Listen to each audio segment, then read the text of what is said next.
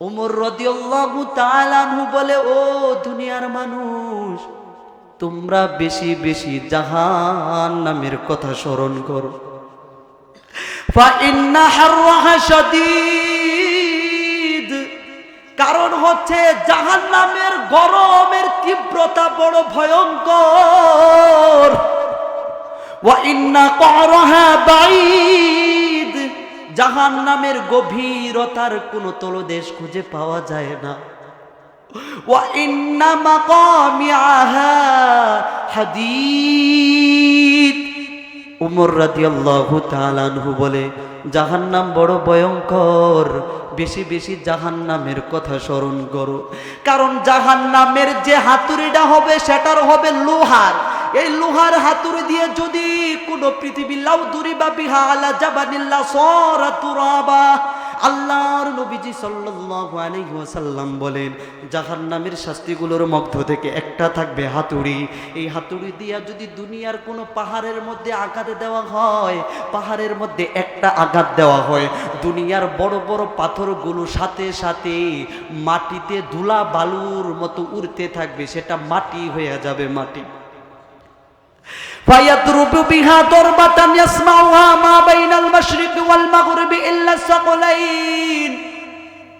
আল্লাহর নবীজি সাল্লাল্লাহু আলাইহি ওয়াসাল্লাম বলবে, ওই পাপী ব্যক্তিকে জাহান্নামের মধ্যে এই হাতুড়ি দিয়ে এমন ভাবে আঘাত করা হবে, জাহান্নামী ব্যক্তি সহ্য করতে পারবে না। ও ভাই, কে আছো গো তুমি নামাজ পড়ো না? কে আছো গো এখনো যাকাত দাও না? কে আছো গো এখনো পর্যন্ত তুমি মসজিদের আজান হয় মসজিদে আসতে পারো না? কে আছো গো তোমার ওপর হজ ফরজ হয়েছে, টাকার মায়ায় তুমি হজ করতে পারো না? ও কে আছো গো সুদ খাও? কে আছো গো টেন্ডারবাজি করো, আখারে চাঁদাবাজি করো, মানুষের সম্পদ অন্যায়ভাবে আত্মসাৎ করো? একটু মনের মধ্যে ভয়টা লাগাও, জাহান্নামের মধ্যে কবরের মধ্যে তোমাকে এমন হাতুড়ি দিয়ে আঘাত করা হবে, এমন ভাবে আঘাত করা হবে যে আঘাতের সহ্য পাপী ব্যক্তি করতে পারবে না। আঘাতের কারণে চিৎকার করতে থাকবে, চিৎকার করতে থাকবে। মানুষ ছাড়া, জিন ছাড়া পৃথিবীর জমিনে যা কিছু আছে সব কিছু এই ভয়ঙ্কর আওয়াজ শুনতে পায়। অনেক সময় দেখবেন গরু শুধু শুধু লাফাচ্ছে, ঠিক না? অনেক সময় দেখবেন কুকুর ভুক ভুক করছে, অনেক সময় দেখবেন ছাগল ছুটাছুটি করছে।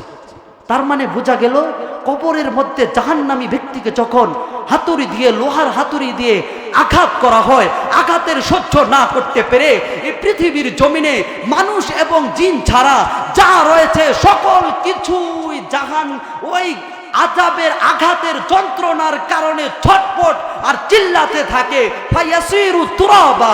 নবীজি সাল্লাল্লাহু আলাইহি ওয়াসাল্লাম বলেন, এটার কারণে ওই ব্যক্তিকে যখন ওই লোহা দিয়ে আঘাত করা হবে, সাথে সাথে মাটির সাথে মিশে একাকার হয়ে যাবে। হায়রে, প্রশ্ন আসতে পারে, হয়তোবা আমাকে হাতুড়ি দিয়ে আঘাত করার কারণে, মাটির সাথে মিশে যাওয়ার কারণে এখানে শেষ না। ফায়াসিরু ভাই ফাতুআদু ফীহি রূহ। নবী করিম সাল্লাল্লাহু আলাইহি ওয়াসাল্লাম বলেন, মাটি হয়ে যাবে, আবার ওই ব্যক্তির মধ্যে রূহ দেওয়া হবে, পরিপূর্ণ শরীর হয়ে যাবে। এইভাবে লাগাতার হিসাবের সময় আসা পর্যন্ত ওই ব্যক্তিকে লোহার হাতুড়ি দিয়ে আঘাত করা হবে। আওয়াজ দিয়ে বলেন না নাউজুবিল্লাহ? এই আওয়াজ দিয়ে বলেন না নাউজুবিল্লাহ? এ বলেন তো, জাহান্নামের ভয়ঙ্কর ওই আযাব সহ্য করা যাবে? একটু মাওলা পাকের জিকির করেন না। আল্লাহু আল্লাহ, আল্লাহু আল্লাহ, আল্লাহু আল্লাহ, আল্লাহু আল্লাহ, আল্লাহু আল্লাহ, আল্লাহু আল্লাহ। আসমানের মালিক যে আল্লাহ, জমিনের মালিক সে আল্লাহ। আসমানের মালিক যে আল্লাহ, জমিনের মালিক সে আল্লাহ। আসমানে আল্লাহ, জমিনে আল্লাহ। লা ইলাহা, লা ইলাহা ইল্লাল্লাহ। বলেন না লা ইলাহা ইল্লাল্লাহ। নবী করিম সাল্লাল্লাহু আলাইহি ওয়াসাল্লাম বলেছেন, লা তাজালু লিসানুকা রাতবান বিযিকরিল্লাহ। ও দুনিয়ার মানুষ, ও দুনিয়ার বনি আদম, ও দুনিয়ার মানুষ, তোমাকে বলছি শোনো, তোমার জবানটাকে সব সময় আল্লাহর জিকির দিয়ে বিঝা করে রাখো। মানে সব সময় আল্লাহর জিকির করো, আল্লাহর জিকির করো। বলেন না সুবহানাল্লাহ। हर के रादर बागे दीदम मस्त बूदो बेखबर। हर के रादर बागे दीदम मस्त बूदो बेखबर। बागे मस्तो जागे मस्तो गुंचाए गुलजारे मस्त। आमी কুরানের সুর মাঝে শুনেছি যে নাম, আজানের সুর মাঝেও শুনেছি ও নাম। আমি কুরানের সুর মাঝে শুনেছি যে নাম, আজানের সুর না ঝেউ শুনেছি ও নাম। ও নামে এত জাদু, এত মধুময়।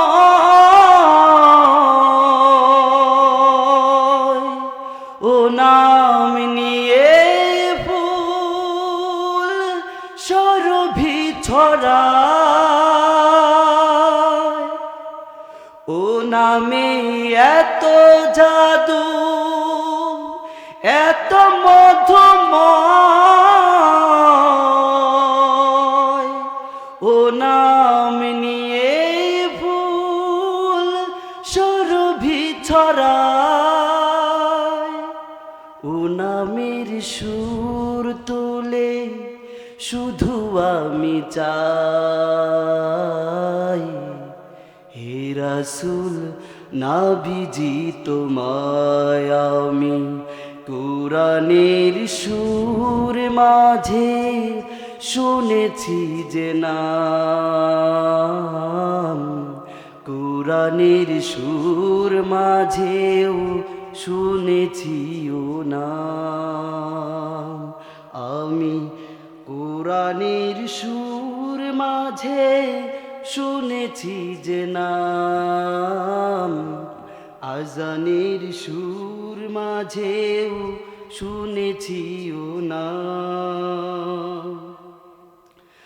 আরশের বুকে লেখা ও মধুর নাম, তামাম আলম কুল জানায় সালাম। আল্লাহু আকবার। আরশের বুকে লেখা ও মধুর নাম, তামাম আলম কুল জানায় সালাম। ব্যথিত মানবতা খুঁজে ফিরে হায়, হে রাসূল নাবিজি তোমায় আমি কুরআনের সুর মাঝে শুনেছি যে নাম, আজানের সুর মাঝেও শুনেছি ও নাম। আমি কুরআনের সুর মাঝে শুনেছি ও নাম, আজানের সুর মাঝেও শুনেছি ও নাম। একটু আওয়াজ করে আল্লাহু আকবার পড়া যাবে? বলেন তো আওয়াজ করে আল্লাহু আকবার। লিল্লাহি তাকবীর, লিল্লাহি তাকবীর। সর্বপ্রথম মহান আল্লাহ পাক রব্বুল আলামিনের দরবারে লাখো কোটি শুকরিয়া আদায় করছি যে আল্লাহ পাক রব্বুল আলামিন আমাদেরকে আজকের এই দিনে বরকতময় সময়ে মহাবিশ্বের মহাগ্রন্থ আল কোরআনুল কারীম থেকে কিছু তাফসীর করার এবং শোনার তৌফিক দান করছেন। সেই জন্য মনের জমানো সবটুকু ভালোবাসা, আবেগ এবং উচ্ছ্বাসকে একত্রিত করে সমুন্নত কণ্ঠে ঐক্য স্বরে আমরা সকলেই পড়ছি আলহামদুলিল্লাহ। আওয়াজ দিয়ে একটা কথা আমাদের সাথে উত্তর দেন তো, সকল ক্ষমতার মালিক কে? সকল ক্ষমতার উৎস কে? আমরা দু চোখ দিয়ে যা দেখতে পারি না, একজন দেখতে পারে। আওয়াজ দিয়া বলেন তিনি কে? আমি যেটা বুঝি না, আপনি যেটা বুঝেন না, এমনকি পৃথিবীর কোনো মানুষও যেটা বুঝে না, বুঝে একজন। চিল্লায় বলেন তিনি কে? সুখে প্রশংসা করব কার? দুঃখে প্রশংসা হবে কার? সব সময় প্রশংসা করব কার? আবার এই পৃথিবীর জমিনে যা কিছু আছে সব কিছু কার প্রশংসা করে? আল্লাহ পাক রব্বুল আলামিন বলেন, এই পৃথিবীর জমিনে যা কিছু আছে, তার প্রাণ থাকুক বা না থাকুক, উদ্ভিদ হোক, প্রাণী হোক, সাগর, নদী, নালা, পর্বত, জঙ্গল, সব কিছুই আল্লাহ পাক রব্বুল আলামিনের জিকির করে আওয়াজ দিয়ে বলেন আল্লাহু আকবার। এই কুরআনুল কারীমের 114টি সূরা রয়েছে।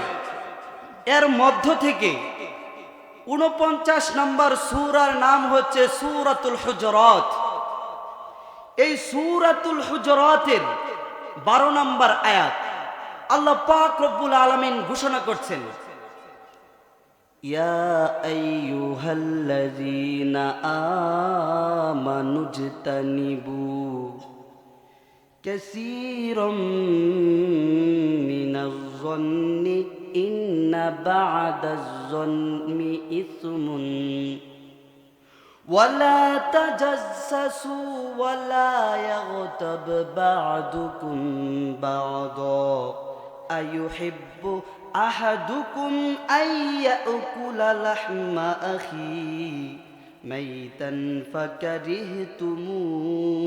فكرهتموه واتقوا الله إن الله توابুর রহিম। আওয়াজ দিয়ে বলেন আল্লাহু আকবার। আল্লাহ পাক রব্বুল আলামিন কুরআনুল কারীমের মধ্যে 114টা সূরা দিয়েছেন। 114টা সূরার 49 নম্বর সূরার নাম হচ্ছে সূরাতুল হুজুরাত।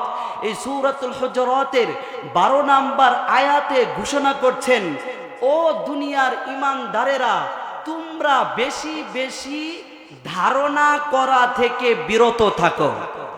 মানে কারো ব্যাপারে খারাপ ধারণা থেকে বেঁচে থাকো।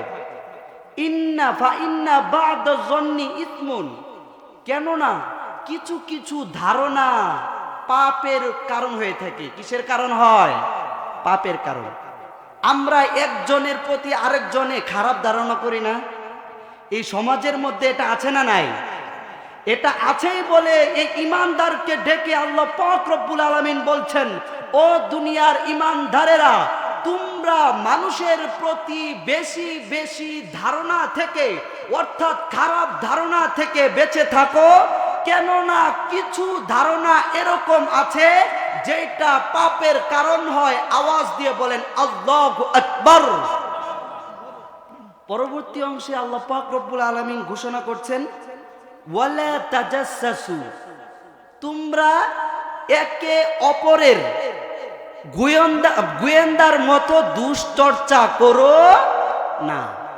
তাহলে 1 নাম্বার বলছেন কারো প্রতি খারাপ ধারণা করো না। 2 নাম্বার বলেছেন ওয়ালা তাজাসসু, তোমরা একে অপরের দুশ্চর্চা করো না। পরবর্তীতে আল্লাহ পাক রব্বুল আলামিন বলেন, আইয়ুহিব্বু আহাদুকুম আইয়াকুলা লাহমা আখিহি মাইতান, তোমাদের মধ্য থেকে কেউ কি তার অপর আরেকজন ভাইয়ের, মৃত ভাইয়ের মাংস খেতে পছন্দ করে? আপনারা বলেন, কেউ কি কোনো ভাইয়ের মৃত মাংস খেতে চাইবে? আল্লাহ পাক রব্বুল আলামিন পরবর্তী অংশ বললেন, ফাকারিহতুমুহু, বাস্তবিক পক্ষে তোমরা একজন আরেকজনের ভাইয়ের, মৃত ভাইয়ের মাংস খাওয়াকে অপছন্দ করেই থাকো। ওয়াত্তাকুল্লাহা, তোমরা এক আল্লাহকে ভয় করো। ইন্নাল্লাহা তাওয়াবুর রহিম, আল্লাহ পাক রব্বুল আলামিন হচ্ছেন ক্ষমাশীল, দয়াবর। তাহলে এই আয়াতের মধ্যে বলা হয়েছে, এক নাম্বার, খারাপ ধারণা, কারো প্রতি খারাপ ধারণা করা যাবে। দ্বিতীয় নাম্বার বলা হয়েছে, কারো দুশ্চর্চা করা যাবে। তৃতীয় নম্বরে বলা হয়েছে, ওয়ালা ইয়াগতাব বা'দুকুম বা'দ, তোমাদের কেউ যেন কারো গীবত না করে। তিন নাম্বার অংশে আল্লাহ পাক রব্বুল আলামিন বলেছেন, কেউ যেন কারো গীবত না করে। এই গীবত, এই দুষ্টা, এই গীবত নামক পাপটা বর্তমান সময়ে সমাজের মধ্যে এমন এক ব্যাধিতে রূপ নিয়েছে, এমন এক ভয়ঙ্কর মোটা দাগে ব্যাধি রোগ হিসাবে দাঁড়িয়েছে, যেটা মানুষের মধ্যে মানুষের ঝগড়া বিবাদ, ফিতনা ফাসাদ, মারামারি কাটাকাটির জন্য সবচাইতে বড় ভূমিকা রাখে। চিল্লায় বলেন কথা ঠিক কিনা? গীবত কাকে বলা হয়? গীবত বলতে কি বোঝায়? এই গীবত জিনিসটা সবচাইতে বেশি পুরুষের তুলনায় মহিলাদের মধ্যে বেশি পাওয়া যায়। গীবত বলতে কি বোঝায়? তিরমিজি শরীফের 1934 নম্বর হাদিস, 1934, আন আবি হুরায়রা রাদিয়াল্লাহু তাআলা আনহু আনিন নবী সাল্লাল্লাহু আলাইহি ওয়াসাল্লাম قال أتدرون ما الغيبة, আল্লাহর নবীর জলিলে কদর সাহাবী হযরতে আবু হুরায়রা রাদিয়াল্লাহু তাআলা আনহুর বর্ণনা, যে হাদিসটা তিরমিজি শরীফের মধ্যে এসেছে, ক্বালান নবী সাল্লাল্লাহু আলাইহি ওয়াসাল্লাম আতাদরুনা মাল গীবা, নবীজি সাহাবায়ে কেরামকে ডেকে ডেকে বলে, ও সাহাবায়ে কেরাম, তোমরা কি জানো গীবত কাকে বলে?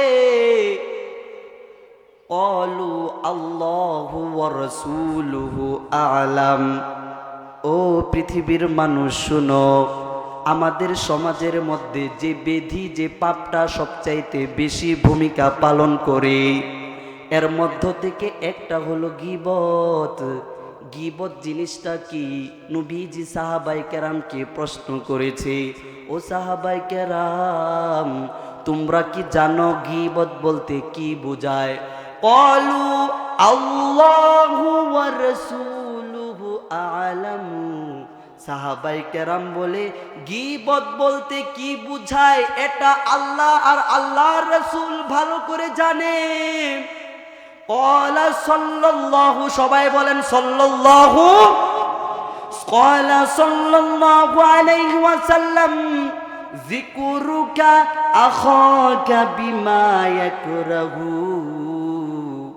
আল্লাহর নবীজি সাল্লাল্লাহু আলাইহি ওয়াসাল্লাম বলেন, গীবত বলা হয় তোমার কোনো ভাইয়ের অনুপস্থিতিতে, তোমার কোনো ভাইয়ের কোনো দোষ অন্য কাউকে বলা। ওই ব্যক্তি যদি উপস্থিত থাকতো, এই দোষটা তাকে বলার কারণে যদি কষ্ট পায়, সাহাবায়ে কেরাম এটাই হচ্ছে গীবাহ। গীবত বলতে কি বোঝায়? নবীজি সাল্লাল্লাহু আলাইহি ওয়াসাল্লাম সাহাবায়ে কেরামকে শিক্ষা দিচ্ছেন। কাকে শিক্ষা দিচ্ছেন? এই বলেন, কাকে শিক্ষা দিচ্ছেন? সাহাবায়ে কেরামকে। তার মানে সাহাবাই কেরামের মাধ্যমে এই গীবতের শিক্ষা সারা পৃথিবীময় ছড়িয়ে যাবে, যার পরস্পরায় আমরা পেয়েছি। আর আমি আপনাদেরকে এই হাদিসটা বলেই শোনাচ্ছি, বলেন না সুবহানাল্লাহ। সাহাবায়ে কেরাম কি প্রশ্নের উত্তরে নবীজি সাল্লাল্লাহু আলাইহি ওয়াসাল্লাম বলেছেন, যিকরুকা আখাকা বিমা ইয়াকরাহু, তোমার ভাই উপস্থিত থাকলে যেই দোষটা অন্য কাউকে বললে যদি তোমার ভাই কষ্ট পাইতো, ওই ব্যক্তির অনুপস্থিতিতে ওই ব্যক্তির দোষ অন্য কাউকে বলার নাম হচ্ছে গীবত। সহজ করে বুঝায়, মনে করেন উনার সম্পর্কে আমি কাউকে দোষ বলছি, কি বলছি, উনার খারাপ কোনো দোষ আমি বলতেছি। এমন দোষ যদি বলি যে দোষটা উনি যদি আমার কাছে আপনাকে যে বললাম ওই বলার সময় যদি উপস্থিত থাকতো, ওই অবস্থায় যদি এটা অপছন্দ করতো উনি এবং উনার মনের মধ্যে যদি কষ্ট যাইতো, এটাকেই বলা হয় গীবত। এটাকেই বলা হয় কি? গীবত। কিলা, সাহাবায়ে কেরাম নবীজিকে প্রশ্ন করলো, আফরাআইতা ইন কানা ফি আখি মা আকুলু। সাহাবায়ে কেরাম বলল, গো নবী, আমি যার ব্যাপারে দোষ বললাম এই দোষটা যদি ওই ব্যক্তির মাঝে বাস্তবিক অর্থে থেকে থাকে, ওগো নবী, এই ব্যক্তির ব্যাপারে সিদ্ধান্ত কি? নবী করিম সাল্লাল্লাহু আলাইহি ওয়াসাল্লাম উত্তর দেয়, ইন কানা ফিহি মা তাকুলু ইগতাবতাহু। আল্লাহর নবীজি সাল্লাল্লাহু আলাইহি ওয়াসাল্লাম বলেন, কোন ব্যক্তির অনুপস্থিতিতে ওই ব্যক্তির নামে দোষ বলা যদি ওই ব্যক্তি মনের মধ্যে কষ্ট পায়, এমন দোষ বর্ণনা করাকে বলা হয় গীবত। আর এই দোষটা যদি এই ব্যক্তির মাঝে বাস্তবে থাকে, এটাকেই বলা হয় গীবত। এটাকে কি বলে? গীবত। মনে করেন আমি যে উনার ব্যাপারে অন্য কাউকে দোষটা আমি উনার অনুপস্থিতিতে শুনাইলাম, এই দোষটা যদি বাস্তবেই উনার কাছে থাকে, এটাকে বলা হয় গীবত। এটাকে বলা হয় কি? গীবত। ওয়া ইল্লাম ইয়াকুন ফিহি, নবীজি বলেন যেই দোষটা আমি উনার ব্যাপারে মানুষকে কোনো ব্যক্তি যদি শোনায়, এই দোষটা যদি উনার মধ্যে না থাকে, নবীজি বলেন ফাকাদ বাহাত্তাহু, তুমি তখন গীবত করো নাই, বরং গীবতের চাইতেও ভয়ঙ্কর অপরাধ, ভয়ঙ্কর পাপ, তুমি তাকে মিথ্যা অপবাদ দিয়েছো। নাউযুবিল্লাহ পড়বেন না? তার মানে হচ্ছে গীবত বলা হয় বাস্তবিক অর্থে কোনো ব্যক্তির মধ্যে যদি দোষ থাকে, ওই ব্যক্তির অনুপস্থিতিতে ওই দোষ বলা, যেই দোষ বললে ওই ব্যক্তির সামনে বলে মনে কষ্ট পাইতো, এই দোষ যদি ওই ব্যক্তির মধ্যে থেকেও থাকে, তারপরেও অন্য ব্যক্তিকে ওই দোষ বর্ণনা করার নামই হচ্ছে গীবত। আওয়াজ দিয়ে বলেন নাউযুবিল্লাহ। আর যদি এই গীবতটা এই ব্যক্তির মধ্যে না থাকে, নবীজি সাল্লাল্লাহু আলাইহি ওয়াসাল্লাম বলেছেন, তুমি তার ব্যাপারে মিথ্যা বলে তার ব্যাপারে তুমি মিথ্যা অপবাদ দিয়েছো, যেটা হচ্ছে গীবতের চাইতেও ভয়ঙ্কর। আওয়াজ দিয়ে বলেন নাউযুবিল্লাহ। কেউ যদি কারো ব্যাপারে মিথ্যা অপবাদ দেয়, ইসলামী শরিয়া যদি এখানে বাংলাদেশে থাকতো, তাহলে ওই ব্যক্তিকে ইসলামী শাসনের শাস্তি অনুযায়ী ওই ব্যক্তিকে 80টা বেত্রাঘাত করা হয়তো। কয়টা? 80টা। দুনিয়াতে যদি তার শাস্তি এত 80টা হয়ে থাকে, আখিরাতে কেমন হবে একটু চিন্তা করে দেখেন। তাহলে কি কারো ব্যাপারে মিথ্যা অপবাদ দেওয়া যাবে? বলেন, কারো ব্যাপারে মিথ্যা অপবাদ দেওয়া যাবে? কারো ব্যাপারে গীবত করা যাবে? এই জন্যই রব্বুল আলামিন সূরাতুল হুজুরাতের 12 নম্বর আয়াতের মধ্যম অংশের মধ্যে বলেন, ওয়ালা ইয়াগতাব বা'দুকুম বা'দা, তোমাদের কেউ যেন কারো গীবত তথা দোষ চর্চা না করে। আওয়াজ দিয়ে বলেন না আল্লাহু আকবার। গীবত, মানুষ যে গীবত করে এটা 4 পন্থায় করে, 4 পদ্ধতিতে করে। কয় পদ্ধতিতে? 4 পদ্ধতিতে মানুষ মানুষের গীবত করে। তুরুকুল গীবাতি, আলা আরবাআতি আকসামিন, মানুষ মানুষের যে গীবত করে এই গীবতটা 4 ধরনের হয়ে থাকে। কয় ধরনের? 4 পদ্ধতিতে হয়। কয় পদ্ধতিতে? 1 নাম্বার আল গীবাতু বিল লিসান, জবান দিয়ে গীবত করা, জবান দিয়ে 1 নাম্বার মনে রাখবেন। 2 নাম্বার আল গীবাতু বিল কলবি, অন্তর দিয়ে গীবত করা, অন্তর দিয়ে। 3 নাম্বার আল গীবাতু বিল ইশারাতি, ইশারা ইঙ্গিতে কারো গীবত করা। 4 নাম্বার আল গীবাতু বিল কিতাবাতি, অর্থাৎ লিখার মাধ্যমে কারো ব্যাপারে দুশ্চর্চা করা, কারো দুষ ছড়িয়ে দেওয়া। তার মানে হচ্ছে গীবত প্রকাশ পায় 4 মাধ্যমে। 1 নাম্বার আল গীবাতু বিল লিসান, তথা মুখ দিয়ে জবান দিয়ে গীবত করা। 2 নাম্বার আল গীবাতু বিল কলবি, অন্তর দিয়ে কারো ব্যাপারে গীবত করা। 3 নাম্বার আল গীবাতু বিল ইশারাতি, ইঙ্গিতের মাধ্যমে গীবতের প্রকাশ করা। 4 নাম্বার আল গীবাতু বিল কিতাবাতি, লিখার মাধ্যমে গীবত করা। এই 4টাই গীবত কিভাবে হয় হাদিসের মাধ্যমে আপনাদের সামনে উপস্থাপনা করার চেষ্টা করব। আওয়াজ করে বলেন ইনশাআল্লাহ। গীবত হয় 4 মাধ্যমে। 1 নাম্বার হলো জবান দিয়ে গীবত করা। কি করা? জবান দিয়ে গীবত করা। মানে একজন ব্যক্তি একটা দোষ করছে, আমি কি করলাম? ওই গীবতটা, এই দোষটা আমি মানুষকে বলে দিলাম। এটা বড় ভয়ঙ্কর। এটা বড়। বুখারী শরীফের 6477 নম্বর হাদিস, 6477, আন আবি হুরায়রা রাদিয়াল্লাহু তাআলা আনহু সামিআ রাসূলুল্লাহি সাল্লাল্লাহু আলাইহি ওয়াসাল্লাম। ও দুনিয়ার ভাই, একটু ধ্যান লাগাও, একটু মনোযোগ দাও। আমরা যে দুনিয়ায় থাকা অবস্থায় কত বড় বড় অপরাধ করি আমরা নিজেরাও জানি না। মুসলমান ভাই, গীবত 4 মাধ্যমে প্রকাশ পায় গো।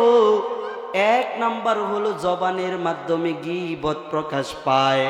আল্লাহর নবীর হাদিস, আল্লাহর নবীর জলিলে কদর সাহাবী হযরতে আবু হুরায়রা রাদিয়াল্লাহু তাআলা আনহুর বর্ণনা। তিনি বলেন, ও সামিআ রাসূলুল্লাহি সাল্লাল্লাহু আলাইহি ওয়াসাল্লাম ইয়াকুল, আবু হুরায়রা বলেন তিনি নবী করিম সাল্লাল্লাহু আলাইহি ওয়াসাল্লামকে বলতে শুনেছেন, ইন্নাল আবদা লা ইয়াতাকাল্লামু বিল কালিমাতি, ইন্নাল আবদা লা ইয়াতাকাল্লামু বিল কালিমাতি মা ইয়াতাবায়ানু ফিহা ইয়াজিল্লু বিহা ফিন্নার আবআদা মিম্মা বাইনাল মাশরিক। আল্লাহর নবীর সাহাবী বলেন, তিনি বলেন নবী করিম সাল্লাল্লাহু আলাইহি ওয়াসাল্লামকে বলতে শুনেছেন, কোন বান্দা, কোন মানুষ যদি এমন কথা বলে যেই কথার পরিণাম সে জানে না, মানে অনর্থক একটা কথা বলে ফেললো, বলে যে আমি কথার কথা আর কি কারো ব্যাপারে কোনো কিছু বললাম, এমন কথা যদি কেউ কারো ব্যাপারে বলে, আল্লাহর নবীজি সাল্লাল্লাহু আলাইহি ওয়াসাল্লাম বলেন এই কথার কারণে তাকে এমন জাহান্নামের মধ্যে ঢুকানো হবে, আবআদা মিম্মা বাইনাল মাশরিক। আল্লাহর নবীজি সাল্লাল্লাহু আলাইহি ওয়াসাল্লাম বলেন যে জাহান্নামের গভীরত্ব হবে পৃথিবীর এক প্রান্ত থেকে অপর প্রান্ত যাইতে যত দূর, জাহান্নামের গভীর হবে তত দূর। নাউজুবিল্লাহ পড়বেন না? তার মানে হচ্ছে কেউ যদি কারো ব্যাপারে বলে, মনে করেন উনি একজন কারো ব্যাপারে কথা বলতেছে, কিন্তু এটার কোনো বাস্তবতা নাই, কি নাই?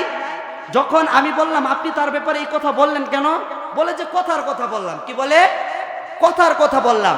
এই রকম সাধারণ, আমরা মনে করি এটা সাধারণ, এরকম মিথ্যা কথা কারো ব্যাপারে যদি কেউ কাউকে বলে, আল্লাহর নবীজি সাল্লাল্লাহু আলাইহি ওয়াসাল্লাম বলেন ওই ব্যক্তি এই কথা বলার কারণে এমন গভীর জাহান্নামের মধ্যে যাবে, যেই জাহান্নামের গভীরত্ব হবে পৃথিবীর পূর্ব থেকে পশ্চিম পর্যন্ত, উত্তর থেকে দক্ষিণ মেরু পর্যন্ত, পূর্ব থেকে পশ্চিম পর্যন্ত পৃথিবীর এক পাশ থেকে আরেক পাশের মাঝখানে দূরত্ব যতটুকু, এত দূরত্ব, এত গভীর ওয়ালা জাহান্নামের মধ্যে সে প্রবেশ করবে। আওয়াজ দিয়ে বলেন নাউযুবিল্লাহ।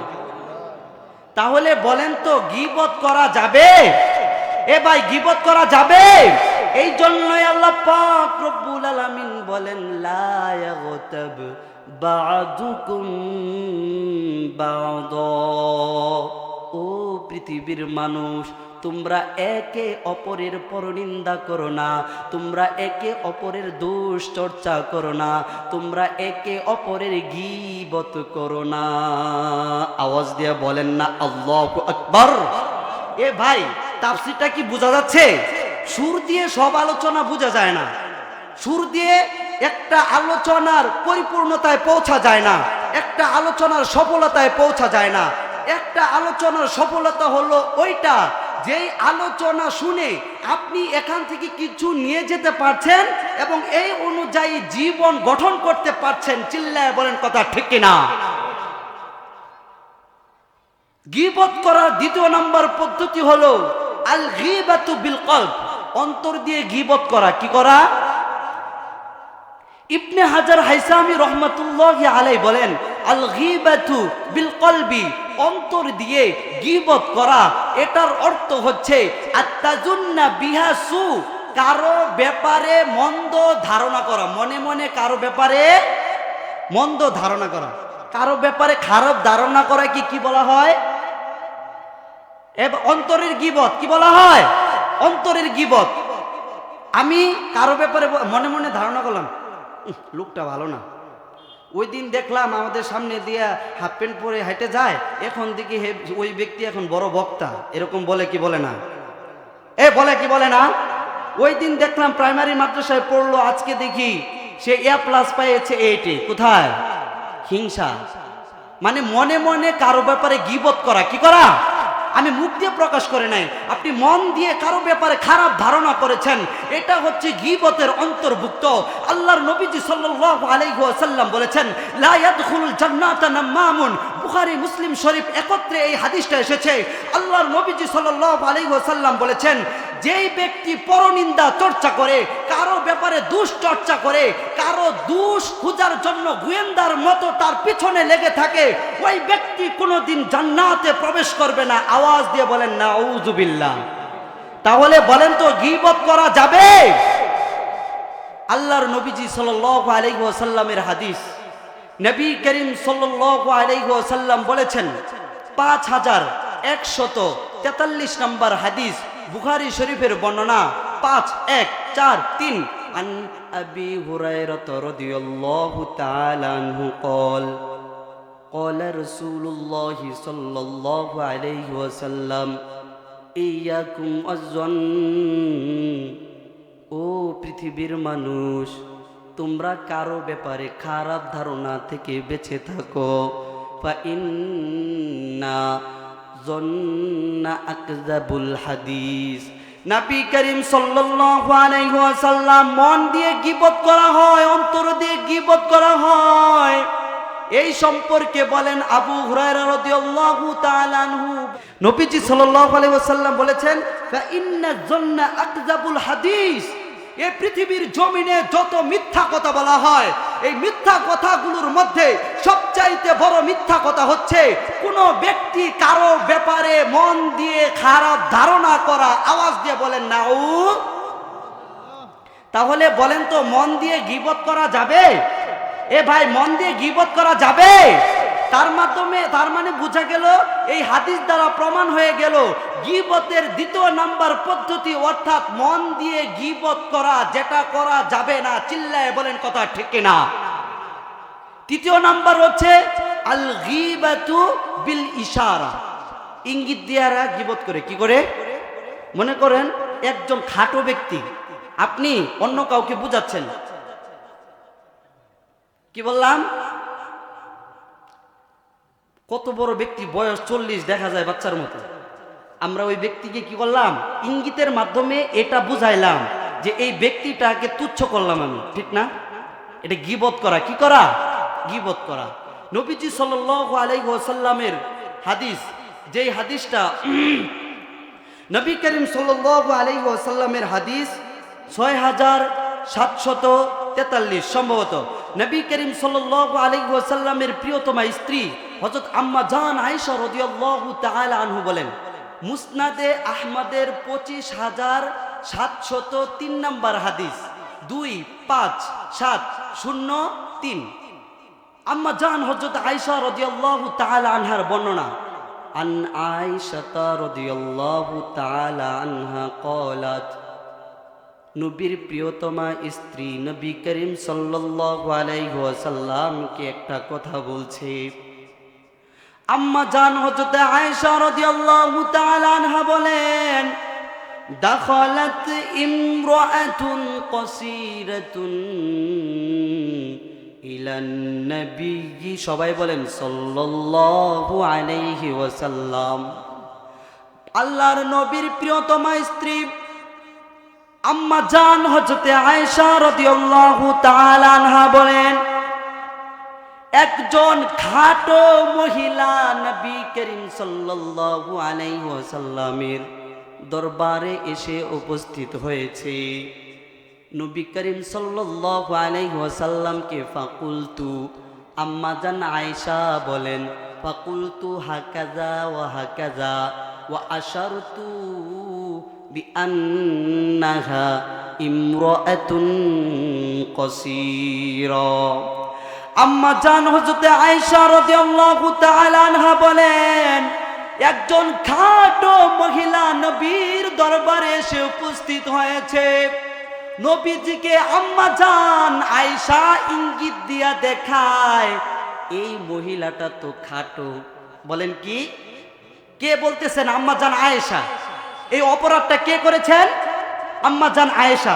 নবীজির কাছে একজন খাটো মহিলা আসছে, নবীজিকে ইঙ্গিত করে আম্মা জান আয়েশা বলে আন্নাহা কাসীরা, ইঙ্গিত দিয়া বুঝাচ্ছে, মুখে বলে না, ইঙ্গিত দিয়া এভাবে বুঝায় যে এই মহিলাটা হইল পুট্টা, খাটো। কি? খাটো। নবী করিম সাল্লাল্লাহু আলাইহি ওয়াসাল্লাম নিজের স্ত্রীকে পর্যন্ত ছাড় দেয় নাই। নবী করিম সাল্লাল্লাহু আলাইহি ওয়াসাল্লাম আম্মা জান আয়েশাকে বলে, ইগতাবতিহা, ও প্রিয়তমা আমার স্ত্রী আয়েশা, তুমি এই কথা বলার মাধ্যমে তুমি তার ব্যাপারে গীবত করেছো। আওয়াজ দিয়ে বলেন নাউযুবিল্লাহ। আম্মা জান আয়েশাকে পর্যন্ত নবী করিম সাল্লাল্লাহু আলাইহি ওয়াসাল্লাম সতর্ক করে দিচ্ছেন, তুমি এই কথা বলার মাধ্যমে ইঙ্গিত দিয়েও যদি করেছো, এই কথার মাধ্যমে তুমি গীবত করেছো, যে গীবত হচ্ছে পৃথিবীর জমিনে অনেক বড় অপরাধগুলোর মধ্যে একটি, যে সম্পর্কে আল্লাহ পাক রব্বুল আলামিন বলেছেন, লা ইয়াগতাব বা'দুকুম বা'দা, তোমাদের কেউ যেন কারো গীবত চর্চা না করে। আওয়াজ দিয়ে বলেন না আল্লাহু আকবার। তাহলে ইঙ্গিত দিয়েও গীবত করা যাবে। চতুর্থ নাম্বার হচ্ছে আল গীবাতু বিল কিতাবা, লিখার মাধ্যমে গীবত করা। লিখার মাধ্যমে গীবত করা। ইমাম গাজালি রাহমাতুল্লাহি আলাইহি বলেন, ওয়া কাযালিকাল গীবাতু বিল কিতাবাতি ফাইন্নাল কলামা আহাদুল লিসানাইন। ইমাম গাজালি রাহমাতুল্লাহি আলাইহি বলেন, লিখার মাধ্যমে গীবত করা এটাও একটা গীবত। কেননা কলম হচ্ছে ভাষা প্রকাশ করার দুই মাধ্যমের একটি। কলম ভাষা প্রকাশ করার দুই মাধ্যমের একটি। আপনার মনের ভাব কয়ভাবে প্রকাশ করেন? দুইভাবে। বলেন কি? আপনি একটা কিছু বলতে চাচ্ছেন, আপনার মনের মধ্যে উদয় হয়েছে, হয়তো এটা মুখ দিয়ে বলবেন, মুখ দিয়ে বলবেন, অথবা বিল কিতাবা, আপনি লিখার মাধ্যমে আপনার এই মনের ভাবটা প্রকাশ করবেন, ঠিক না? তাহলে বলেন তো, মনের ভাব মানুষ কয়ভাবে প্রকাশ করে? দুই ভাবে, এক বলার মাধ্যমে, দুই লিখার মাধ্যমে। চিল্লায় বলেন কথা ঠিক কিনা? ইমাম গাজালি রহমতুল্লাহি আলাইহি বলেন, লিখার মাধ্যমে গীবত করা, এটা মুখে বলে গীবত করলে যেমন অপরাধ, ঠিক তেমনি ভাবে লিখার মাধ্যমে গীবত করা এটাও তার সম পরিমাণে একটা গীবত। কারণ হচ্ছে লিখা হয় কলম দিয়ে, এই কলম হচ্ছে ভাষা, মনের ভাব প্রকাশ করার দুই মাধ্যমের একটি। আওয়াজ দিয়ে বলেন আল্লাহু আকবার। তাহলে বলেন তো গীবত করা যাবে? আওয়াজ দিয়ে বলেন গীবত করা যাবে? আমাদের সমাজের মধ্যে গুরুত্বপূর্ণ রোগগুলোর মধ্য থেকে আরেকটি রোগ হচ্ছে হিংসা। আরেকটি রোগের নাম কি? হিংসা। হিংসা এমন একটা রোগ যেটা মানুষের মধ্যে বন্ধুত্ব, হৃদ্রতা, ভালোবাসার সম্পর্কের মধ্যে মোটা দাগে বাধা সৃষ্টি করে। হিংসা হচ্ছে এমন সমাজের ব্যাধি, যেই ব্যাধিটা তার কোনো ব্যক্তির মনের মধ্যে শান্তি দেয় না, বরং হচ্ছে আত্মঘাতীমূলক অপরাধ। যেই অপরাধটা, যেই হিংসাটা মানুষকে ভিতরে ভিতরে, ক্যান্সার যেমন মানুষের ভিতরে ভিতরে তাকে ধীরে ধীরে তিলে তিলে খেয়ে শেষ করে দেয়, ঠিক তেমনি ভাবে একজন মানুষের মধ্যে যখন হিংসা নামক অপরাধ সৃষ্টি হবে, এই হিংসাটা তাকে তিলে তিলে শেষ করে দিবে। চিল্লায় বলেন কথা ঠিক কিনা? হিংসা কাকে বলা হয়? হিংসা বলা হয় আল্লাহ কাউকে কোনো নিয়ামত দিয়েছে, আমি মনে মনে চাই ওই নিয়ামতটা যেন আল্লাহ তাকে না দিয়ে নিয়ামতটা যেন আমাকে দেয়। সহজে বুঝাই, মনে করেন কোনো ব্যক্তি তার লিখার মাধ্যমে বা বলার মাধ্যমে সমাজের বড় একটা অবস্থানে সে পৌঁছে গিয়েছে। এখন কোনো ব্যক্তি যদি বলে যে সে যে তার লিখনির যোগ্যতার মাধ্যমে সমাজের মানুষের মনের মধ্যে জায়গা করে নিচ্ছে এবং কি পাঠকদের মানসার মধ্যে জায়গা করে নিচ্ছে, এই লেখার যোগ্যতাটা যেন আল্লাহ ধ্বংস করে দিয়া আমার মধ্যে দেয়। বলেন নাউজুবিল্লাহ। এটার নাম কি? হিংসা। বলেন এটার নাম কি? এই হিংসা নামক ব্যাধিটা আমাদের সমাজে আছে না নাই? বলেন আছে না নাই? আছে। নবী করিম সাল্লাল্লাহু আলাইহি ওয়াসাল্লাম বলেছেন, আবু দাউদ শরীফের 4903 নম্বর হাদিস, 4903, আন আবি হুরায়রা রাদিয়াল্লাহু তাআলা আনহু قال قال رسول الله সাল্লাল্লাহু আলাইহি ওয়াসাল্লাম, আল্লাহর নবীর সাহাবী হযরতে আবু হুরায়রা রাদিয়াল্লাহু তাআলা আনহু, যিনি নবীজির সবচাইতে বেশি হাদিসের বর্ণনা দিয়েছেন, তিনি বলেন, নবী করিম সাল্লাল্লাহু আলাইহি ওয়াসাল্লাম বলেছেন, ইয়াকুম ওয়াল হাসাদা, ও পৃথিবীর মানুষ, তোমরা হিংসা নামক ভয়ঙ্কর অপরাধ থেকে বেঁচে থাকো গো। ফা ইন্নাল হাসাদা ইযহিবনাস সাইয়্যাত, কারণ হিংসা হচ্ছে এমন মারাত্মক অপরাধ, কেউ যদি কারো অন্তরে যদি হিংসা নামক অপরাধটা থাকে, আল্লাহর নবীজি সাল্লাল্লাহু আলাইহি ওয়াসাল্লাম বলেন, ওই হিংসার কারণে তার জীবনের যত আমল ছিল তার আমলটাকে জ্বালিয়ে ভস্ম করে ছাই করে দেয়। যেমন কামা ইয়াহতাবুন নারুল হাতবা, আগুন যেমন লাকড়িকে জ্বালায়া পুরায়া ছারকার কইরা দেয়, একজন ব্যক্তির মধ্যে যদি হিংসা থাকে, তার মধ্যে যত ভালো নেক আমল আছে, ওই নেক আমলটাকেও হিংসা আগুনের মতো, লাকড়ির মতো, আগুনের মতো জ্বালায়া পুরায়া ছারখার কইরা দেয়। আওয়াজ দিয়ে বলেন না নাউজুবিল্লাহ। তাহলে কি হিংসা করা যাবে? ভাই হিংসা করা যাবে? আল্লাহ কাউকে যোগ্যতা দিয়েছে, আমরা তার জন্য আরো দোয়া করব। আল্লাহ যাকে যে অবস্থানে নিয়ে গিয়েছেন, একজন জ্ঞানী, একজন বুঝবান ব্যক্তির কাজ থাকবে তার প্রতি হিংসা দিয়ে নয়। সে যেমন যোগ্যতার আলোকে সে তার যোগ্যতার যোগ্য স্থান দখল করে নিয়েছে, ঠিক তেমনি ভাবে আমি একজন মুসলমান হিসাবে, আমি একজন আল্লাহর বান্দা হিসাবে আমার কর্তব্য হচ্ছে আমিও আমার যোগ্যতা দিয়ে সে যোগ্য স্থান দখল করব। চিল্লায় বলেন কথা ঠিক কিনা? এখন হিংসার সমাধানটা কি? হিংসা থেকে কিভাবে নিজেকে রক্ষা করবেন যদি নিজের মধ্যে থাকে? হিংসা হচ্ছে কারো ব্যাপারে এমন নিয়ত করা যে তাকে যে নিয়ামতটা দেওয়া হয়েছে, যে যোগ্যতাটা দেওয়া হয়েছে, আল্লাহ যে নিয়ামতটা দিয়েছেন ওটা ধ্বংস হয়ে যাক, আমার মধ্যে এটা আসুক। আর এটার থেকে বাঁচতে হলে গিফতা করতে হবে। কি করতে হবে? আরবিতে বলা হয় ঈর্ষা। বলেন কি? ঈর্ষা। ঈর্ষা হচ্ছে আল্লাহ পাক রব্বুল আলামিন কাউকে কোনো একটা যোগ্যতা দিয়েছেন, আমি মনে মনে এই দোয়া করি আল্লাহর কাছে, ওগো আল্লাহ তাকে যে যোগ্যতা দিয়েছ ওই যোগ্যতার মধ্যে তাকেও বরকত দাও, সাথে সাথে আপনি ওই যোগ্যতাটা আমাকেও দান করেন। এই কথাটা বুঝছেন? ঈর্ষা, এটাকে কি বলা হয়? ঈর্ষা। আরবিতে বলা হয় আল গিবত। এটাকে হাদিসের মধ্যে উৎসাহিত করা হয়েছে। মানে হিংসা হচ্ছে কাউকে কোনো যোগ্যতা দেওয়া হয়েছে, আমি মনে মনে ভাবি আল্লাহ এর যোগ্যতাকে ধ্বংস করে দেখ আর আমার মধ্যে ফিরে আসুক। আর এর বিপরীতে ঈর্ষা হচ্ছে আল্লাহ তাকে যে যোগ্যতা দিয়েছেন ওই যোগ্যতার মধ্যে আল্লাহ তাকেও বরকত দান করুক, সাথে সাথে আমাকেও দান করুক। আওয়াজ দিয়ে বলেন সুবহানাল্লাহ।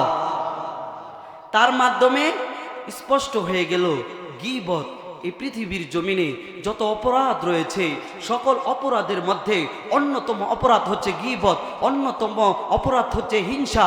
আল্লাহ পাক রব্বুল আলামিন আমাদের হিংসা গীবত বিদ্বেষ থেকে বেঁচে থাকার তৌফিক দান করুন। সকলে বলেন আমিন। এ মুসলমান ভাই একটু ধ্যান দাও, আমি এখানে যতক্ষণ কথা বলবো কোরআনের তাফসীর করব, একটা কথাও এদিক সেদিক করে বলবো না। আমি একজন ছোট মানুষ, সাধারণত কোরআনের তাফসীর করে থাকি। এ বাবাজি, আল্লাহর নবীর হাদিস কোরআনের আয়াত দিয়ে আলোচনা বলার জন্য চেষ্টা করি গো। আল্লাহ পাক রব্বুল আলামিন বলেন কুল্লু নাফসিন যায়িকাতুল মাউত।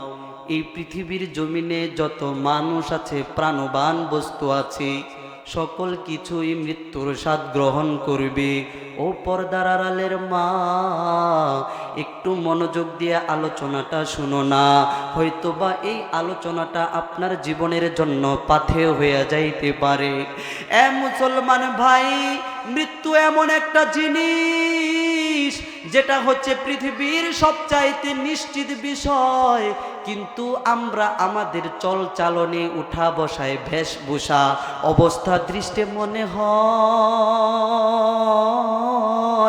আমাদের বুঝি মৃত্যু হবে না, আমরা বোধ হয় চিরঞ্জীব, আমার বোধ হয় মরণ নাই।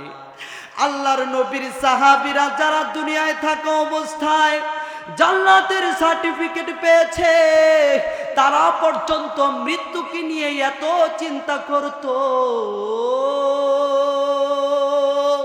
তিরমিজি শরীফের 8023 নম্বর হাদিস, উসমান রাদিয়াল্লাহু তাআলা আনহুর গোলাম হানি, তিনি উসমান রাদিয়াল্লাহু তাআলা আনহুর ব্যাপারে বর্ণনা করেন, কানা উসমান ইযা ওয়াকাফা আলা কবরিন।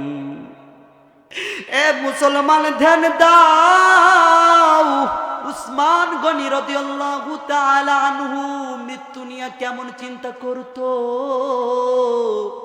তার গোলাম হানি বলেন, ইযা ওয়াকাফা আলা কবরিন, উসমান রাদিয়াল্লাহু তাআলা আনহু যখন কবরের পাশ দিয়া যাইতো, হাত্তা ইয়াবুল্লা লিহিয়াতাহু, কবরের পাশে যখন যাইতো, উসমান রাদিয়াল্লাহু তাআলা আনহুর দু চোখ দিয়ে শুধু পানি পড়তো, পানি।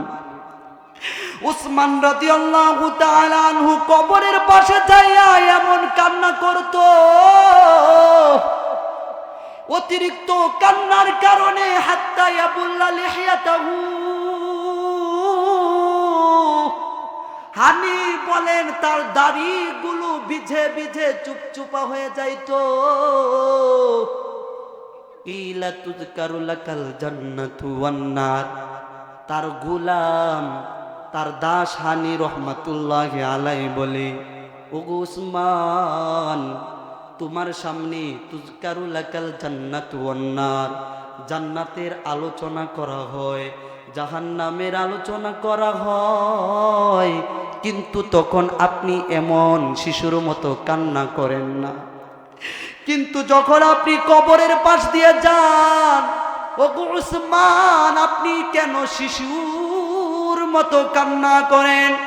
আপনার কি কোনো ধন সম্পদের অভাব, নাকি আপনার কোনো টাকা পয়সা সুনাম সুখ্যাতির অভাব গো? কেন এত কান্না করেন? উসমান রাদিয়াল্লাহু তাআলা আনহু নিজের দাস হানিকে বলে, শুনতে চাও আমি উসমান কেন কান্না করি? আহারে, দুনিয়ার সুনাম সুখ্যাতির জন্য আমি কান্না করি না, দুনিয়ার টাকা পয়সার জন্য আমি কান্না করি না, দুনিয়ার প্রসিদ্ধতার জন্য আমি কান্না করি না। কারণ নবী করিম সাল্লাল্লাহু আলাইহি ওয়াসাল্লাম বলেছেন, ইন্নাল কবর আউয়ালু মানাজিলিল আখিরাতি ফা ইন্না জা মিনহু ফামা বা'দাহু আইসারু মিনহু। আওয়াজ করে বলেন না আল্লাহু আকবার। আরো জোরে বলেন না আল্লাহু আকবার। হযরত উসমান রাদিয়াল্লাহু তাআলা আনহু বলেন, ও হানি, তুমি কি শুনতে চাও আমি উসমান কেন কান্না করি গো? আল্লাহর নবীজি সাল্লাল্লাহু আলাইহি ওয়াসাল্লাম বলেছেন, কবর এটা হচ্ছে আখিরাতের যত বিচারের ঘাঁটি আছে, এই আখিরাতের বড় ভয়ঙ্কর হিসাবের যত ঘাঁটি আছে, এই ঘাঁটিগুলোর মধ্য থেকে প্রথম ঘাঁটি হলো কবর। এই কবর থেকে কেউ যদি মুক্তি পাওয়া যায়, পরবর্তী প্রত্যেকটা জায়গা, প্রত্যেকটা হিসাবের জায়গা তার জন্য সহজ থেকে সহজতর হয়ে যায়। এই জন্য আমি উসমান পাগলের মতো কান্না করি। আল্লাহু আকবার। আরে উসমান কেন কান্না করে? কবরের পাশে যায় পাগলের মতো কান্না করে। এই পৃথিবীর জমিনে সাহাবায়ে কেরাম যারা কোটি কোটি টাকার মালিক ছিল, তার মধ্যে ছিল হযরত উসমান। কবরের পাশ দিয়ে যাইলে কান্না করত। উসমান বলেন, নবীজি সাল্লাল্লাহু আলাইহি ওয়াসাল্লাম বলেন, কবর হইল প্রথম ঘাঁটি, এখান থেকে মুক্তি পাইলে পরবর্তী প্রত্যেকটা জায়গা, হিসাবের জায়গা তার জন্য সহজ হয়ে যায়। ওয়াইল্লাম ইয়াজু মিনহু, নবী করিম সাল্লাল্লাহু আলাইহি ওয়াসাল্লাম বলেন, এই কবর থেকে কেউ যদি মুক্তি না পায়, ধরা খায়া যায় গো। আল্লাহর নবীজি সাল্লাল্লাহু আলাইহি ওয়াসাল্লাম বলেন, ফামা বা'দাহু আশাদ্দু মিনহু, হিসাবের ওই বান্দার কবরের মধ্যে এরপর কবরের পর যত হিসাবের জায়গা আছে, ওই ব্যক্তির জন্য কঠিন থেকে কঠিনতর হয়ে যায়। আওয়াজ করে বলেন না নাউজুবিল্লাহ। আরো জোরে বলেন না আল্লাহু আকবার। আখারে উসমান রাদিয়াল্লাহু তাআলা আনহু কবর নিয়া, মৃত্যু নিয়া এত চিন্তা করি। আল্লাহর নবীজি সাল্লাল্লাহু আলাইহি ওয়াসাল্লাম বলেন, মা রাআইতু মানজারান ইল্লা ওয়াল কবরু আফজাউ মিনহু। আল্লাহর নবীজি সাল্লাল্লাহু আলাইহি ওয়াসাল্লাম বলেন, আমি কবরের চাইতে বড় ভয়ঙ্কর, বড় ভয়ঙ্কর, বড় ভয়ঙ্কর আর কোন দৃশ্য আমি নবী চোখ দিয়া দেখি নাই। আওয়াজ দিয়া বলেন না নাউজুবিল্লাহ। আরো জোরে বলেন না নাউজুবিল্লাহ। মুসলমান, তার মানে হচ্ছে কবর নিয়ে, মৃত্যু নিয়ে চিন্তা করতে হতো যে উসমান, যিনি দুনিয়ায় থাকা অবস্থায় জান্নাতের সার্টিফিকেট পেয়েছে, ও ভাই কেন তোমার মৃত্যু নিয়ে চিন্তা নাই? তুমি একটু চোখটা বন্ধ করে দেখো না, তোমার বয়সের শুরু লগ্ন থেকে এই পর্যন্ত তোমার কত সাথী ভাই ছিল, কত বন্ধু বান্ধব ছিল, তারা আজ নাই। ওই কবরের মধ্যে তাদের দেহগুলো পোকা মাকড়ের খাদ্য হয়ে মাটির সাথে একাকার হয়ে গেছে। এই মন দাও, ধ্যান দাও, আমার প্রত্যেকটা কথা আলোচনাটা ভালো করে শুনেন। ও পর্দার আড়ালের মা, আমি আপনাদের এলাকার একজন সন্তান, আমি বড় গুনাহগার, আমার জীবনে তেমন কোনো ভালো কাজ নাই, আমি অধমের জন্য আপনারা দোয়া করবেন। একটু মনটা দিয়ে আলোচনাটা শোনো না। কবর প্রতিদিন আমাকে আপনাকে ডাকে, আনা বাইতুত তুরাব। ও পৃথিবীর পাপীরা শুনো, ও পৃথিবীর বনি আদম শুনো, আমি কবর মাটির ঘর, আমার ডানেও মাটি, আমার বামেও মাটি, আমার উপরে মাটি, আমার নিচেও মাটি। ও দুনিয়ার মানুষ, কবরে আসার আগে একটু চিন্তা কইরা আসো, আমি কিন্তু মাটির ঘর। কবরে ডেকে ডেকে বলে, আনা বাইতুল ওয়াহদা, আমি কবর একাকিত্বের ঘর। এই ঘরে আসার আগে তুমি ভাইবা আসো, এখানে তোমার বন্ধু বান্ধব থাকবে না, তোমার কোনো নেতা থাকবে না, তোমার কোনো আত্মীয় স্বজন থাকবে না। এই কবর একাকিত্বের ঘর, এখানে শুধু তুমি একা একা, তোমাকে এই কবরে একাই থাকতে হবে। কবরে ডেকে ডেকে বলে, আনা বাইতুদ্দুত।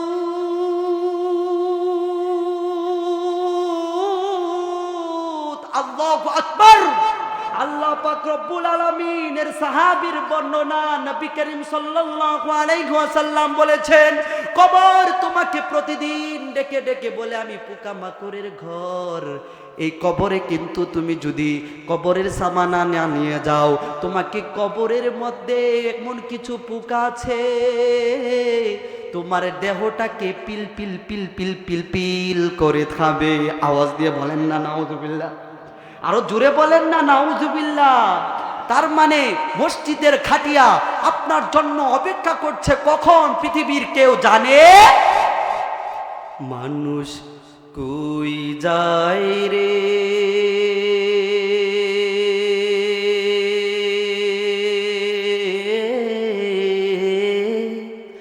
দুনিয়া ছাড়িয়া, মসজিদের ওই পালকিয়ায় না দোলা দেয় সাজায়া মোরে জনমের লাগিয়া। ঠিক না? মানুষ কই যায় রে,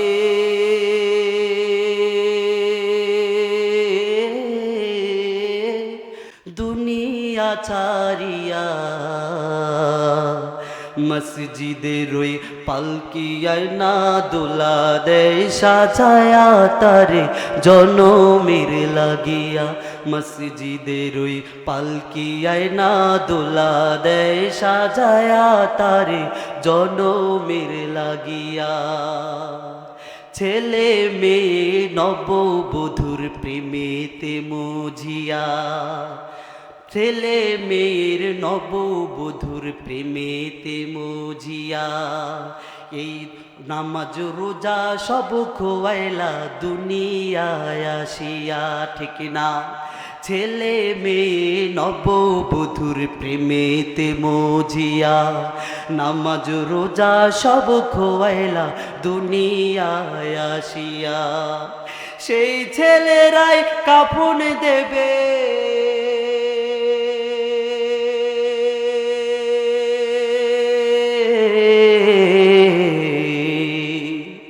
সেই ছেলেরাই গোসল দিবে মশারি টানায়া। মসজিদের ওই পালকিয়ায় না দোলা দেয় সাজায়া তারে জনমের লাগিয়া। ও বাবা, তুমি ভাবো, মৃত্যুর কথা ভাবো। মৃত্যু কখন কোন সময় তোমার ধারে এসে উপস্থিত হয়ে যায়, কেউ জানে না, কেউ জানে না। মসজিদের ওই পালকি আয়না দোলা দেয় সাজায়া তারে জনমের লাগিয়া। এই দুনিয়ার লাগিয়া তুমি করলা মারামারি, মামলা মুকদ্দমা কইরা খোয়াইলা রে কুড়ি। এই দুনিয়ার লাগিয়া তুমি করলা মারামারি, মামলা মুকদ্দমা কইরা খোয়াইলা রে কুড়ি। আজকে তুমি যাবে চলে,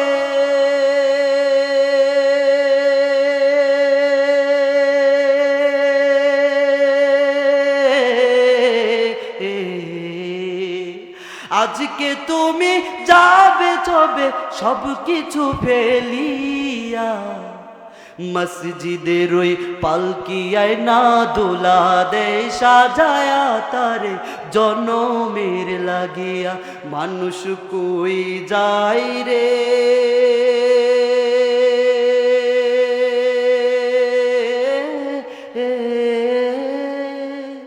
দুনিয়া ছাড়িয়া। মসজিদের ওই পালকি আয়না দোলা দেয় সাজায়া তারে জনমের লাগিয়া। আওয়াজ করে কথা বলেন ঠিক কিনা? আরো জোরে বলেন কথা ঠিক কিনা? পৃথিবীর সবচাইতে নিশ্চিত বিষয় হচ্ছে মৃত্যু। একজন কাফের অবশ্যই স্বীকার করে তার মৃত্যু রয়েছে, একজন হিন্দু অবশ্যই স্বীকার করে অবশ্যই তার মৃত্যু রয়েছে, একজন কাফের একজন নাসারা স্বীকার করে অবশ্যই তার মৃত্যু রয়েছে। তার মানে স্পষ্ট কথা, এই পৃথিবীর মধ্যে যার প্রাণ রয়েছে প্রত্যেকেই বলে মৃত্যু রয়েছে। পৃথিবীর সবচাইতে নিশ্চিত বিষয় হচ্ছে মৃত্যু। আর আমরা এই মৃত্যু নিয়ে সবচাইতে বেশি উদাসীন আর গাফেল। চিল্লায় বলেন কথা ঠিক না? কবরের পরে শুরু হবে জাহান্নাম। কি ভাই? জাহান্নাম। ওমর রাদিয়াল্লাহু তাআলা আনহু বলে, ও দুনিয়ার মানুষ, তোমরা বেশি বেশি জাহান্নামের কথা স্মরণ করো। ফা ইন্না হাররাহা শাদীদ, কারণ হচ্ছে জাহান্নামের গরমের তীব্রতা বড় ভয়ঙ্কর। ওয়া ইন্না ক্বারাহা বাঈদ, জাহান্নামের গভীরতার কোনো তলদেশ খুঁজে পাওয়া যায় না। ওয়া ইন্না মাকামিআহা হাদীদ। উমর রাদিয়াল্লাহু তাআলা আনহু বলে, জাহান্নাম বড় ভয়ঙ্কর, বেশি বেশি জাহান্নামের কথা স্মরণ করো। কারণ জাহান্নামের যে হাতুড়িটা হবে সেটার হবে লোহার। এই লোহার হাতুড়ি দিয়ে যদি কোনো পৃথিবী লাউ দুরিবা বিহা আলা জাবানিল্লা সারা তুরাবা। আল্লাহর নবীজি সাল্লাল্লাহু আলাইহি ওয়াসাল্লাম বলেন, জাহান্নামের শাস্তিগুলোর মধ্য থেকে একটা থাকবে হাতুড়ি। এই হাতুড়ি দিয়া যদি দুনিয়ার কোনো পাহাড়ের মধ্যে আঘাত দেওয়া হয়, পাহাড়ের মধ্যে একটা আঘাত দেওয়া হয়, দুনিয়ার বড় বড় পাথরগুলো সাথে সাথে মাটিতে ধুলা বালুর মতো উড়তে থাকবে, সেটা মাটি হয়ে যাবে মাটি।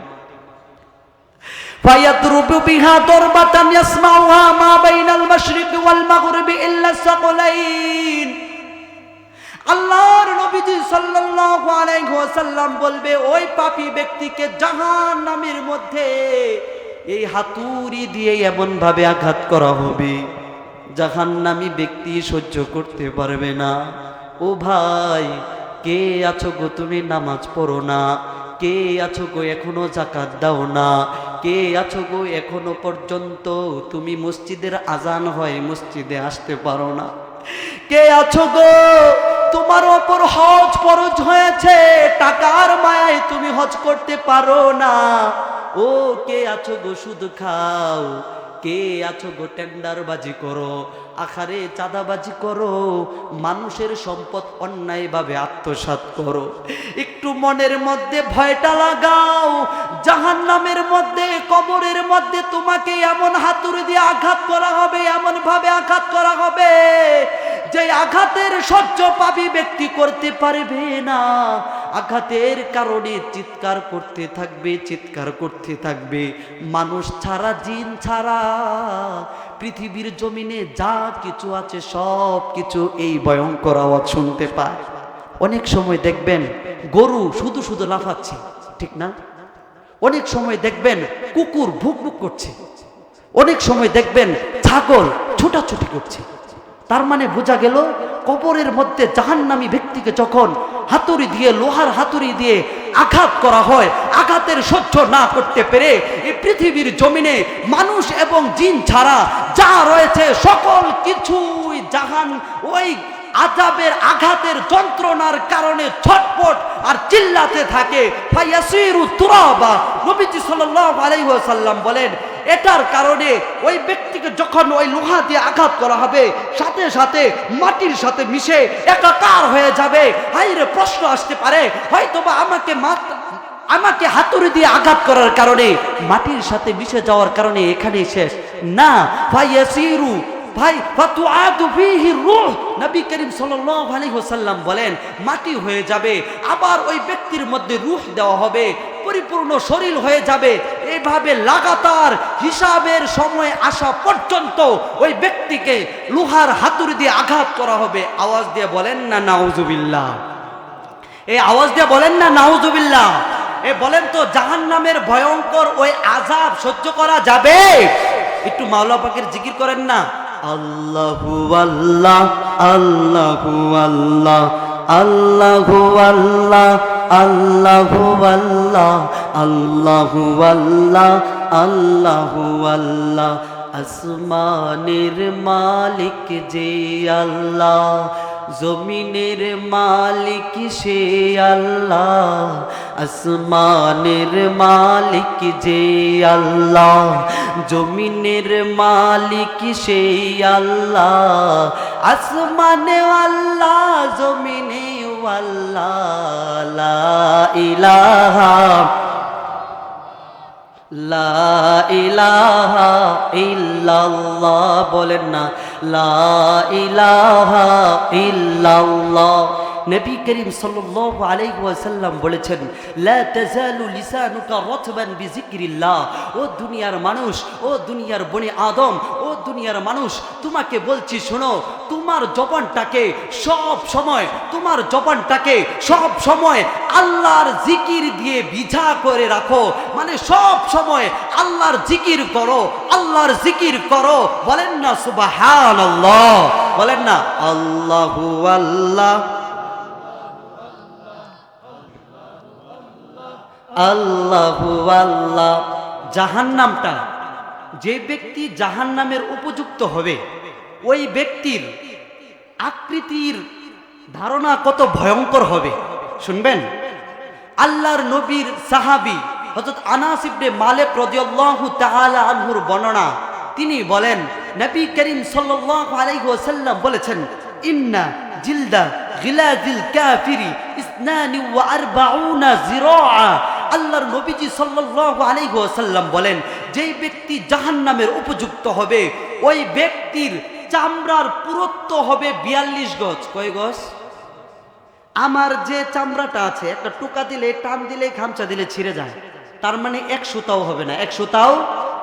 আর জাহান্নামে যে ব্যক্তি উপযুক্ত হবে ওই ব্যক্তির চামড়ার পুরুত্বই যদি 42 গজ হয়, আপনার আকৃতি কত ভয়ঙ্কর আর বড় হবে একটু চিন্তা করে দেখেন। নবী করিম সাল্লাল্লাহু আলাইহি ওয়াসাল্লাম পরবর্তী অংশ বলেন ওয়া ইন্না মাজলিসাহু ওয়া ইন্না দিরসাহু মিসলু উহুদিন। রে, তুমি যদি জাহান্নামের উপযুক্ত হও তোমার দাঁতটা কত ভয়ঙ্কর হবে শুনো। আল্লাহর নবীজি সাল্লাল্লাহু আলাইহি ওয়াসাল্লাম বলেন জাহান্নামী ব্যক্তির এক একটা দাঁত হবে উহুদ পাহাড়ের মতো। উহুদ পাহাড়ের উচ্চতা হচ্ছে 3500 মিটার।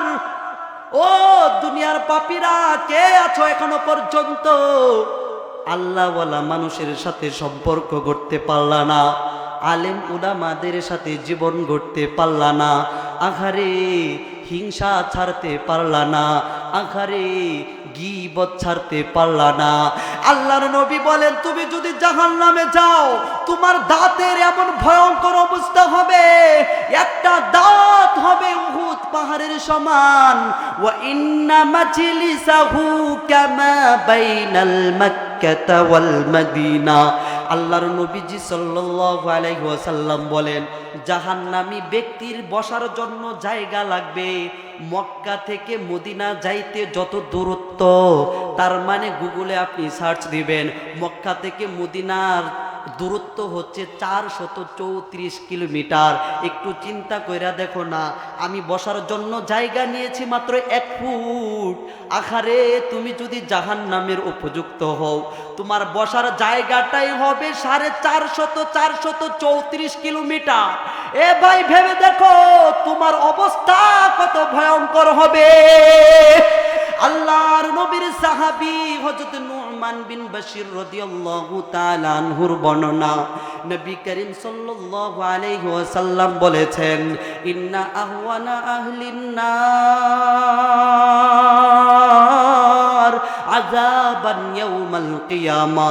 কিয়ামতের ময়দানে যেই ব্যক্তির সবচাইতে সহজতর শাস্তি হবে, সেই ব্যক্তির শাস্তিটা হচ্ছে লা রাজুলুন তুদাউ ফি আখমাসি কদমাইহি জামরাতুন এগলি মিনহা দিমাগুহু। আল্লাহর নবীজি সাল্লাল্লাহু আলাইহি ওয়াসাল্লাম বলেন, পৃথিবীর জমিনে থাকা ব্যক্তির সবচাইতে জাহান্নামের মধ্যে যেই ব্যক্তির সহজতর শাস্তি হবে, সেই শাস্তি হচ্ছে জাহান্নামের ব্যক্তির পায়ের নিচে জাহান্নামের আগুনের একটা টুকরা, একটা আঙ্গার রেখে দেওয়া হবে। এ মুসলমান ধ্যান দাও, পৃথিবীর জমিনে যত পাপী আছে, এই পাপীগুলোর মধ্য থেকে যেই ব্যক্তির সহজ শাস্তি হবে, ওই ব্যক্তির পায়ের নিচে জাহান্নামের আগুনের টুকরা রেখে দেওয়া হবে। একটু চিন্তা কইরা দেখো, আল্লাহর নবী বলেন তার পায়ের নিচে জাহান্নামের আগুনের টুকরার কারণে ইয়াগলি মিনহা দিমাগুহু, জাহান্নামের আগুনের টুকরা রাখা হবে তার পায়ের নিচে। পায়ের নিচে রাখা হবে, মাথার মগজটা ঠাস কইরা খুলিটা ফুটে যাবে। আখারে মাথার মগজগুলো ইয়াগলি মিনহা দিমাগুহু, তার কারণে তার মগজগুলো ভাতের মারের মতো টকবক টকবক কইরা ফুটতে থাকবে। তার মানে জাহান্নামের সহজ শাস্তি যদি এত ভয়ঙ্কর হয়, একটু চিন্তা করে দেখো, আমরা সুদ খাওয়া ছাড়তে পারলাম না, আমরা গীবত ছাড়তে পারলাম না, আমরা মিথ্যা অপবাদ থেকে ছাড়তে পারলাম না, আমরা মিথ্যা কথা ছাড়তে পারলাম না, আমরা সুদ খাওয়া ছাড়তে পারলাম না, আমরা নামাজি হতে পারলাম না, আমরার উপর যাকাত ফরজ হয়েছে যাকাত দিতে পারলাম না, আমি মেয়ে মানুষ হয়ে পর্দা করতে পারলাম না, আমি আমার সৌন্দর্য পুরুষকে দেখিয়ে বেড়াই। আহারে ও মা, তোমার মধ্যে আজকে পর্দা নাই, তোমার মধ্যে পবিত্রতা পরিচ্ছন্নতা নাই, তুমি রোজা রাখো না। চিন্তা করে দেখো, জাহান্নামের সবচাইতে সহজ শাস্তি যদি এরকম হয়, যাকে জাহান্নামের মধ্যে দেওয়া হবে তার কেমন ভয়ঙ্কর অবস্থা হবে একটু চিন্তা করে দেখুন। আওয়াজ দিয়ে বলেন আল্লাহু আকবার।